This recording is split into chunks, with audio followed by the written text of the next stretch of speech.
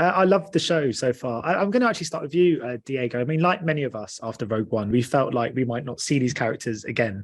So I'm so thrilled with sort of stepping back into that kind of world. Do you remember how you felt when you first found out? And I assume, like many of us, you also thought playing Cassian Andor was a one-off. Yeah, I mean, I enjoyed the ride a lot, and I said goodbye to the character, to the team. So when I got the call, I have to say I was a bit skeptical.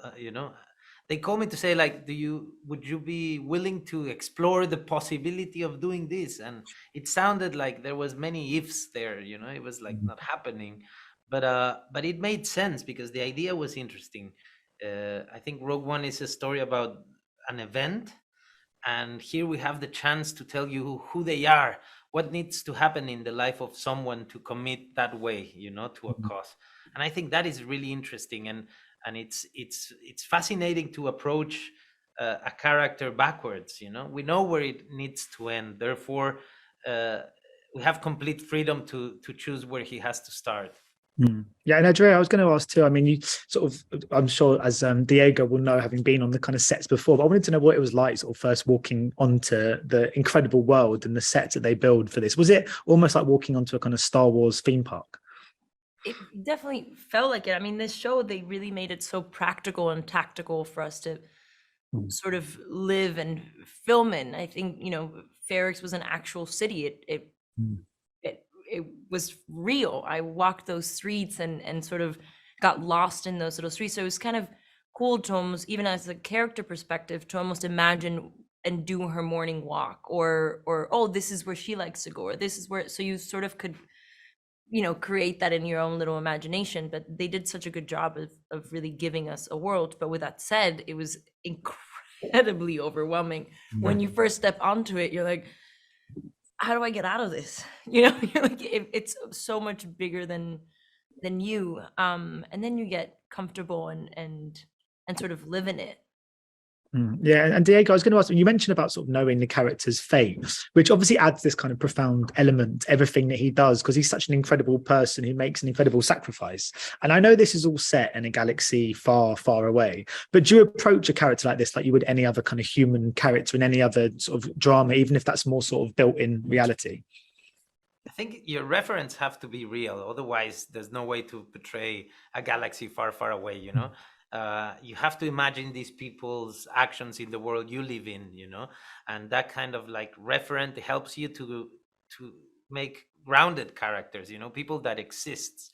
The idea is that you forget while you're watching this that it happens in a galaxy far, far away, that suddenly becomes close to who you are, or the community you belong to.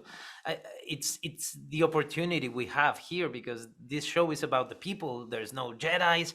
It's a moment where community has to raise, has to find a way to react to oppression and to build something together. So it is, to me, it is about people I know, and the issues they are going through is issues I go through, or I've heard, or that are related to the history of where I belong. Otherwise, there's no way to come in.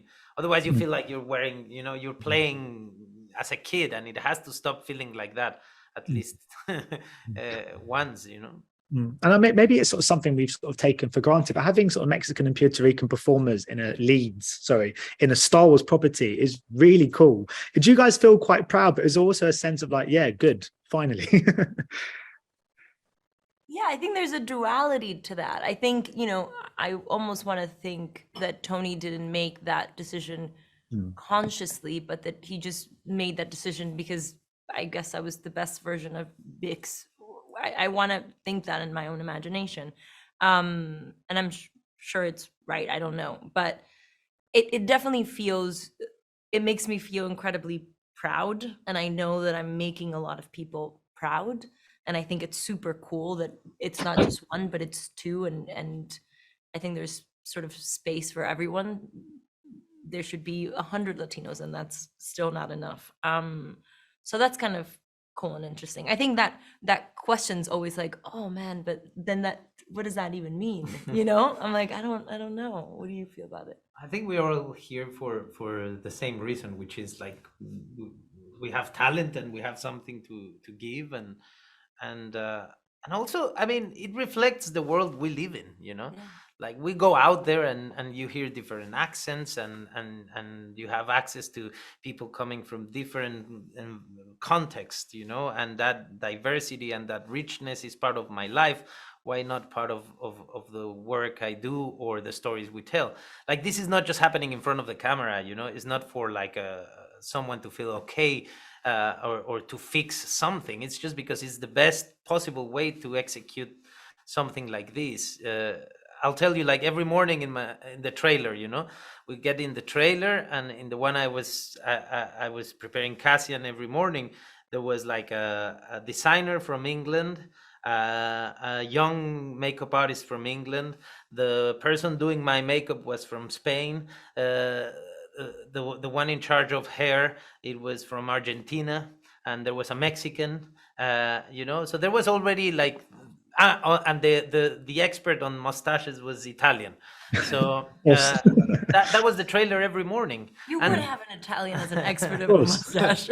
not just because we wanted diversity, because we wanted to work with the best, and the best happened to be from different places, you know, and that is beautiful when you don't have to think about it, when it's just happening, you know. Yeah. Agreed. And it's created a wonderful TV show, so we're all very thankful.